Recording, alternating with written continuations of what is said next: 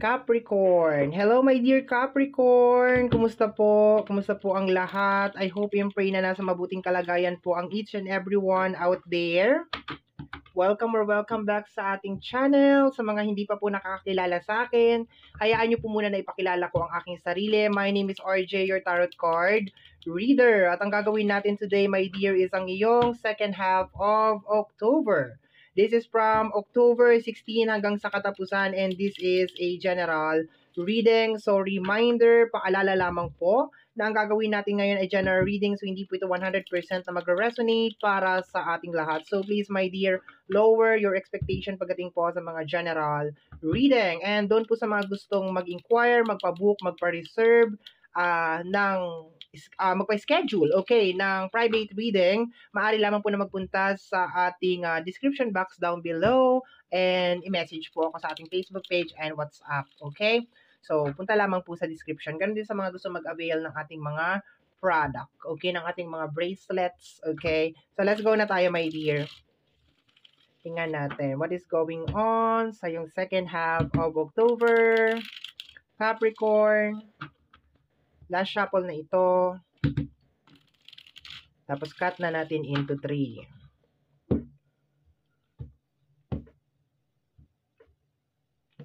Okay. Let me see. Sa area ng iyong money, we have here the energy of the 6 of Cups. Okay? So, ang nakukuha ko sa area ng iyong money, career, sa energy ng 6 of Cups is more on you're working on something. Parang meron kang tinatrabaho dito, my dear, na connected sa yung mga manifestation. Yung matagal mo na siyang gustong mangyari sa buhay mo. Matagal mo na siyang pangarap. Matagal mo na siyang minimithi. And parang inuumpisahan mo siya ngayon, my dear. For example, gusto mo ng business, gusto mo ng bahay, gusto mo na matapos yung isang problema sa buhay mo. Kung ano man yan, my dear, na matagal mo nang minamanifest. Pero yung energy niya kasi is parang, for some of you, siguro matagal na talaga to. Baka bata pa kayo, baka teenager pa kayo, my dear. Talagang pangarap mo na talagang magkaroon ng ganito, my dear. Okay, yun na nakukuha ko. Something na connected sa past, ang parang binibigyan mo, my dear, ng katuparan. Actually, hindi pa to nangyayari sa'yo eh. Mararamdaman mo, my dear, okay? Mararamdaman mo, my dear, yung energy ng second half of October na parang pwede pang mangyari ito, which is very, very positive na energy, my dear, no? Pwede pang mangyari ito. Kung ano man tong bagay na ito na parang, baka for some of you is matagal na ninyong nakalimutan or matagal na ninyong sinukuan or something like that, or baka akala mo is hindi na talaga mangyayari.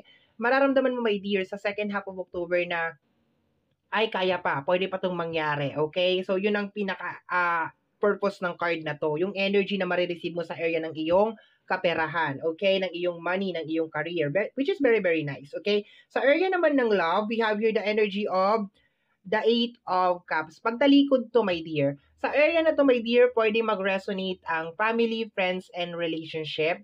So, this is more on detachment. So, parang nararamdaman mo, my dear, sa second half of October na kailangan mo na mag-detach, lalo na emotionally. Okay? Yung noon, masyado kang attentive, masyado kang one call away, isang tawag lang sa'yo, nandyan ka na. Ngayon, my dear, parang nararamdaman mo na panahon na para bumitaw doon sa kung ano man yon na meron. Okay? Mag-i-start to, my dear, emotionally. Parang for some of you is mawawala na yung awa mo, parang hindi ka na naawa or parang hindi ka na apektado if just in case meron man mga drama or may mga nangyayari. Once again, pwede ito mag-resonate sa family, friends, and relationship, okay? Pero parang kinakat yung connected sa energy ng emotion. Parang ganun, parang nawawalan ka ng gana, okay? So, yan yung mga posible mo maramdaman sa area ng love, okay? So, let's go tayo, my dear, sa energy mo. Energy mo is the Magician, which is, yes, okay. Napakaganda ng card na to, my dear, kasi si Magician is the master pagdating sa usapin ng manifesting, okay? And actually, nararamdaman ko sa card na to yung confidence, my dear, na parang lahat ng kailangan mo para matupad tong pangarap na to, my dear, which is parang nararamdaman mo na rin siguro, my dear, sa pagsampa pa lang ng second half of October na, yes, pwede pang mangyari itong mga bagay na gusto kong mangyari. And ikaw din, my dear, nagre-response ka rin na, okay, lahat ng tools, lahat ng kinakailangan kong materials is accessible. Kaya ko to. Ibig sabihin, kaya kong mangyari itong bagay na to. So, napakaganda, my dear. Okay? So, medyo nag-aano lang ako, my dear, ng energy. So, there's a reason, my dear, kaya ka siguro nagka-cut ng any emotion. Once again, hindi to hindi to ending. Okay? Hindi siya death card. Hindi mo tatanggalin yung tao na yun sa buhay mo. Nandyan pa rin siya. Pero it's more on parang hindi ka na apektado sa kung ano man yung emotional na binabato niya sa'yo. Yung emotional manipulation, emotional controlling, or something, hindi ka na nagpapa-apekto doon. Ganon. So, yun nakukuha ko. So, tingnan natin. We have here the Six of Sword, okay? So, definitely, my dear, ayan, napakaganda ng energy talaga sa area ng career. Kasi, meron ka talaga mga gagawin dito na alam mo yung energy niya talaga, my dear, is parang for some of you is sinukuan na ninyo or for some of you is nakalimutan na ninyo kung ano man tong bagay na ito. Pero matagal mo na tong gusto. Baka meron kang bibilhin, meron kang uumpisahan, meron kang gagawin. And ang kagandahan, my dear, sa combination ng Magician at saka ng Six of Sword is okay lang sa'yo maski matagal yung proseso. Okay, okay lang sa'yo maski matagal to, kahit abutin to ng ilang taon or ilang months, okay lang sa'yo, okay? Tanggap mo siya. Kahit mabagal yung process, kahit mabagal yung usad or yung movement sa area na nito, ang pinaka-importante lang sa'yo, my dear, is maumpisahan kung ano man tong bagay na ito, okay? We have here the energy of the High Priestess. Okay, nasa area siya ng love. Okay, so this is more on, for some of you siguro, nagising kayo or parang nagkakaroon kayo ng mga realization. Kasi ang High Priestess, lumalabas yan sa akin, my dear, is connected sa energy ng revelation or ng katotohanan. So, I think medyo parang napapaisip ka.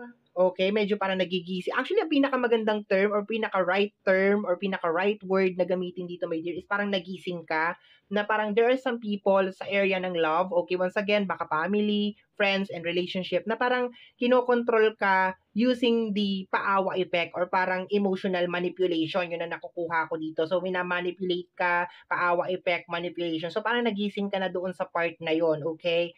And at the same time, parang there's a tendency na baka meron ka ring mga ma-discover or malaman tungkol doon sa tao na yon or doon sa energy na yon, okay? Na parang posibleng magdulot sa'yo ng mas malalim pa na pagkagising, okay? Parang malalim pa na awakening na, ay, ganun pala siya, ganyan pala yung ugali niya. Yung mga ganun, my dear. So, expected mo yan ngayong second half of October.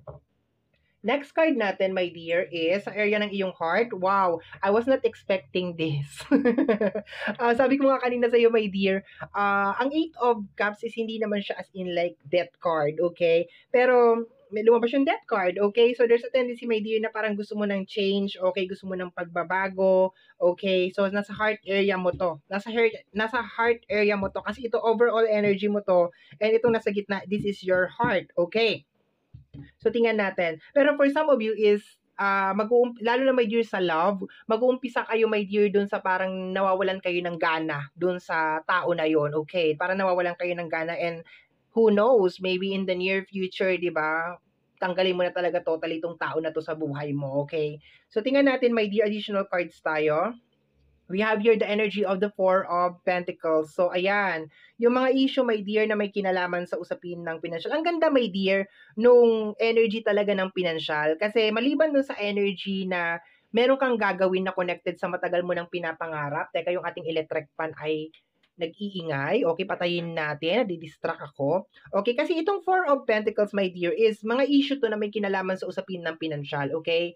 Mga stuck na energy. Okay? Nasaan na ba yung focus natin? Focus! Ayaw mag-focus. Ayan, mga issue yan, my dear, na may kinalaman sa usapin ng pinansyal na stock. O ibig sabihin, walang movement, walang progress, walang pagbabago. And to the point, my dear, na nasa heart mo, my dear, yung death card, okay? Ibig sabihin, gusto mo nang matapos to. Okay? Gusto mo na matapos kung ano yung mga issue na may kinalaman sa usapin ng pinansyal. And kung meron kang mga pangarap, okay? Kung meron kang mga dreams na gusto mong mangyari or gusto mong matupad, okay? Gusto mong mangyari yung bagay na yon, okay? Gusto mong, I can feel my dear, na parang gusto mong tanggalin lahat ng mga doubt, lahat ng mga negative energies, parang gano'n, sabihin na natin, lahat ng mga negative energies na pwedeng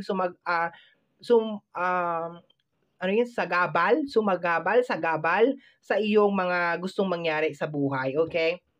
Tingnan natin. We have here the Hangman, okay? I can feel, my dear, na meron mga tao na nilalagay ka lagi sa alanganin. Parang ganon, binibigyan ka ng problema, binibigyan ka ng sakit sa ulo. And sabi ko nga sa'yo, my dear, ang reason nun is because you are so involved or you are so attached, lalo na sa usapin ng emosyonal. Lumalamang yung awa, mas lumalamang yung pagmamalasakit.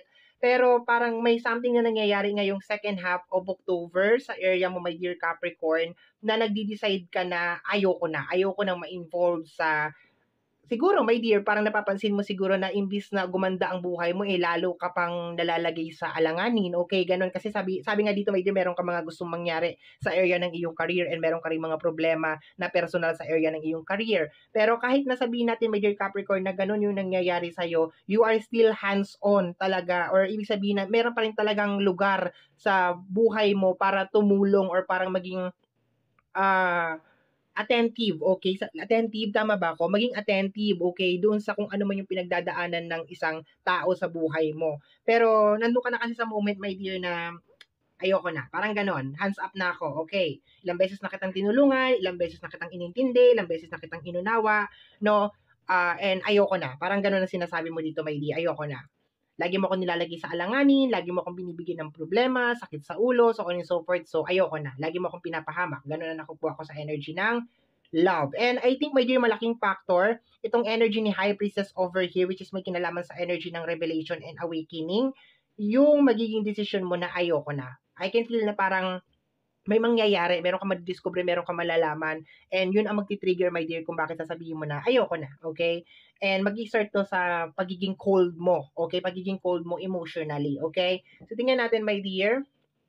We have here the energy of the Justice card, okay? Ang ganda talaga ng iyong career, dear, okay? I can feel a lot of transformation sa area ng iyong career, okay? I can feel na parang maraming nangyayari sa area ng iyong career and lahat siya positive, okay? Positive na energy siya. Meron ka mga tinatapos sa problema na may kinalaman sa usapin ng pinansyal, meron mga issue, and meron ka mga tinutupad sa bucket list mo, yung mga pangarap mo, yung mga gusto mong mangyari over here, meron ka mga tinutupad. Ang ganda, my dear, okay? Alam mo, ang pinaka-sure na masasabi ko lang sa iyo, my dear, dito sa area ng career is kung ano yung uumpisahan mo ngayong second half of October, definitely, my dear, magiging successful siya. Kung mag-start ka ng business, kung mag-start ka ng career, or meron kang mga ipapatayo, or meron kang mga gagawin, my dear, I can feel, my dear, na magiging successful talaga siya. Okay? So, next card natin over here is the King of Pentacles. This is more on providing na energy, provider na energy siya. Siguro, my dear, sa area ng love, you've been providing something. Dito, my dear, pera ang sinasabi, more on money, support, something like that. Pero this is a general reading, so hindi ko siya kino-close na more on money lang. So, pwede din, my dear, na you are providing love, okay? You're providing emotional connection, any emotional, nagiging hands-on ka talaga sa mga problema na nangyayari. Pero, mas focus ka sa sarili mo ngayon, my dear, second half of October. Last card natin is the Four of Wands, okay? Very, very nice, my dear. Kasi yung energy is more on naaayos na yung mga problem mo. Okay? Nagiging mas stable na siya, my dear. Ang ganda actually ng energy mo, my dear, ngayong second half of October. Very positive, very motivated, and at the same time, parang sabihin natin parang nagtatanggal ka lang, my dear, ng mga balakid, mga anay na posibleng sumira sa buhay mo, mga unhealthy habit, mga unhealthy na lifestyle or yung mga ginagawa mo, yung mga ganyan, nagtatanggal ka lang, my dear. Kasi siguro, umabot ka na dun sa punto, my dear Capricorn, na parang nakatulong na ako eh. Parang gano'n, nakatulong na ako, nagawa ko na yung part ko, and panahon na para mag-focus naman ako ngayon sa sarili ko. Okay, gano'n na nakukuha ko dyan. Bottom deck of the card or the hidden message is the energy of the Nine of Cups. Ayan, my dear. Ang daming pasabog, my dear, ngayong second half of October. Baka ma-surprise ka, my dear, na meron kang mga achievement, meron kang mga project na, 'di ba? Bigla ang matapos talaga. Very, very nice, my dear. Katuparan ng iyong mga manifestation ang nakukuha ko dito, my dear. Okay, very, very nice talaga, lalo na sa area ng career, okay?